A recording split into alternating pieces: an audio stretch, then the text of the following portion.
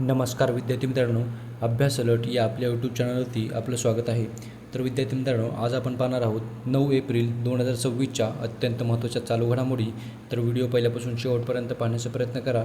अतिशय महत्त्वाचे आणि निवडक प्रश्न असणार आहेत जे की तुम्हाला कोणत्याही स्पर्धा परीक्षेमध्ये डायरेक्ट विचारले जाऊ शकतात. तर विद्यार्थी मित्रांनो बघा, आजचा प्रश्न क्रमांक 1 आहे. वर्ल्ड पॅरा आर्चरी सिरीज 2026च्या पदक तालिकेमध्ये कोणत्या देशाने प्रथम स्थान मिळवले आहे? तर विद्यार्थी मित्रांनो बघा, इम्पॉर्टंट आणि महत्त्वाचा प्रश्न आहे. याचं उत्तर असणार आहे ऑप्शन नंबर बी, म्हणजेच आपला भारत. तर बघा, आपल्या भारताने वर्ल्ड पॅरा आर्चरी सिरीज 2026मध्ये जी झाली आहे ती त्या पदक तालिकेमध्ये भारताचे प्रथम स्थान आले आहे. ओके, म्हणजेच यामध्ये भारताने सर्वाधिक पदके जिंकलेली आहेत. ओके, तर बघा, बघूयात आपण याबद्दल. वर्ल्ड पॅरा आर्चरी सिरीज 2026ची जी आहे ही स्पर्धा थायलंड या देशामध्ये झाली होती आणि थायलंडमधील बँकॉक या शहरामध्ये ती आयोजित करण्यात आली होती. तर विद्यार्थी मित्रांनो बघा, भारताने या स्पर्धेमध्ये एकूण 7 सुवर्णपदके जिंकली आहेत, 5 रौप्य आणि 4 कांस्य पदके मिळवून भारताने अव्वल स्थान मिळवले आहे. तर बघा, भारताने या स्पर्धेमध्ये एकूण 16 पदके जिंकलेली आहेत. ओके, लक्षात ठेवा. चला विद्यार्थी मित्रांनो, बघूयात आपण. बघा, वर्ल्ड पॅरा आर्चरी सिरीज ही जी आहे ती 2000 बघा, ही एक अपंग म्हणजेच पॅरा खेळाडूंसाठी आंतरराष्ट्रीय स्तरावरती एक महत्त्वाची स्पर्धा आहे आणि ही स्पर्धा वर्ल्ड आर्चरी या संस्थेद्वारे आयोजित केली जाते. तर लक्षात ठेवा विद्यार्थी मित्रांनो. चला पुढचा प्रश्न बघूयात आपण. प्रश्न क्रमांक 2 आहे बघा. महाराष्ट्राच्या खो खो संघटनेच्या अध्यक्षपदी कोणाची नियुक्ती करण्यात आली आहे? तर विद्यार्थी मित्रांनो बघा, महत्त्वाचा प्रश्न आहे. याचं उत्तर असणार आहे विद्यार्थी मित्रांनो ऑप्शन नंबर डी, म्हणजेच सुनेत्रा पवार. तर सुनेत्रा पवार या महाराष्ट्राच्या खो खो संघटनेच्या अध्यक्षपदी त्यांची नियुक्ती झाली आहे. ओके, आणि सुनेत्रा पवार या महाराष्ट्राच्या सध्या उपमुख्यमंत्री आहेत. ओके, लक्षात ठेवा विद्यार्थी मित्रांनो.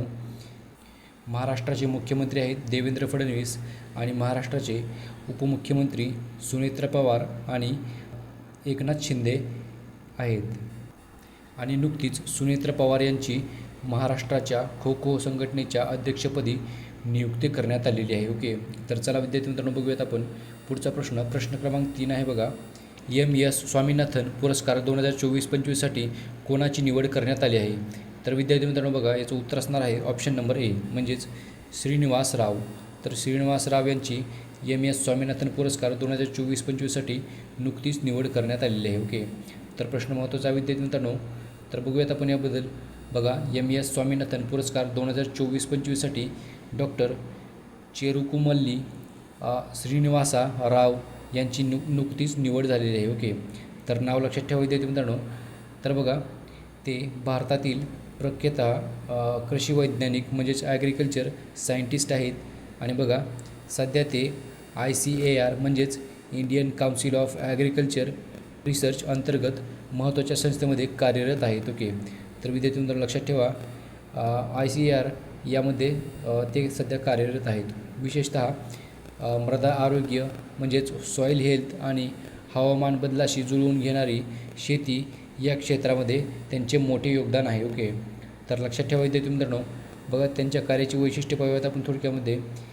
बघा, शेतकऱ्यांसाठी उत्पादन वाढवणाऱ्या आणि पर्यावरणपूरक तंत्रज्ञानाचा विकास तसेच हवामान बदलाचा शेतीवर होणारा परिणाम कमी करण्यासाठी उपाय आणि मृदा सुपीकता सुधारण्यासाठी संशोधन करणे असे त्यांच्या कार्याचे मुख्य उद्दिष्ट आहे. ओके, थोडक्यात माहिती पाहूयात आपण याबद्दल. हा जो पुरस्कार आहे त्याबद्दल MS स्वामीनाथन पुरस्कार. तर बघा, हा पुरस्कार भारतातील महान वैज्ञानिक म्हणजेच भारतातील हा जो पुरस्कार आहे तो भारतातील महान कृषी वैज्ञानिक MS स्वामीनाथन यांच्या नावाने दिला जातो आणि शेती आणि अन्न सुरक्षा क्षेत्रातील उत्कृष्ट योगदानासाठी दिला जाणारा हा एक प्रतिष्ठित सन्मान आहे. ओके, तर लक्षात ठेवा विद्यार्थी मित्रांनो. चला पुढचा प्रश्न बघूयात आपण. आणि MS स्वामीनाथन हे हरित क्रांतीचे जनक मानले जातात. ओके, तर लक्षात ठेवा.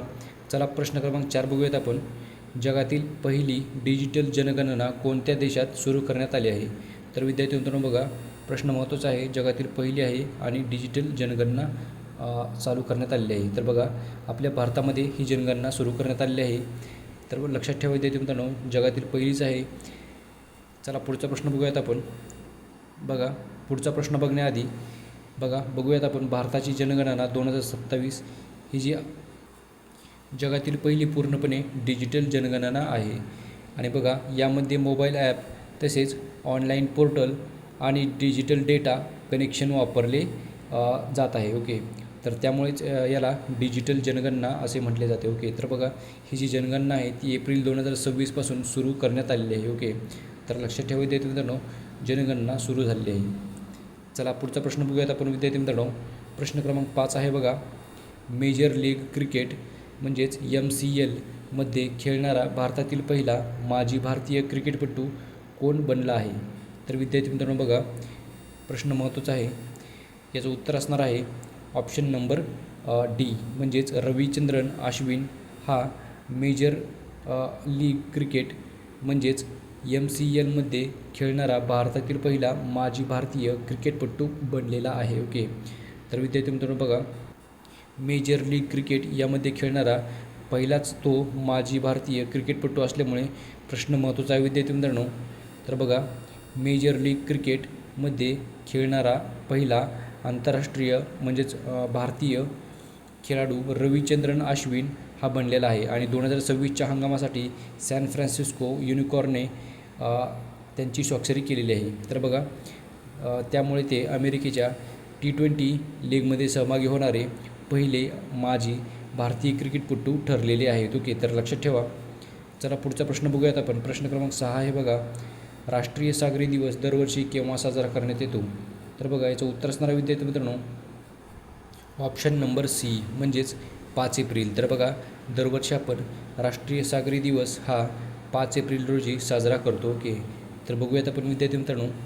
बघा 1919 मध्ये SS लॉयल्टी या जहाजाने मुंबईहून लंडनला पहिली समुद्री यात्रा केली होती. आणि याच घटनेच्या स्मरणार्थ आपण 5 एप्रिल हा दिवस निवडण्यात आलेला आहे म्हणजेच राष्ट्रीय सागरी दिवस म्हणून निवडण्यात आलेला आहे. ओके, तर लक्षात ठेवा विद्यार्थी मित्रांनो. चला पुढचा प्रश्न बघूयात आपण. बघा प्रश्न क्रमांक 7 आहे, S&P global corporate sustainability assessment 2025 मध्ये कोणत्या बँकेने पहिले स्थान मिळवले आहे? ओके, तर विद्यार्थी मित्रांनो बघा प्रश्न महत्त्वाचा आहे. त्या बँकेचं नाव आहे येस बँक. ओके, तर ऑप्शन नंबर सी याचं उत्तर असणार आहे.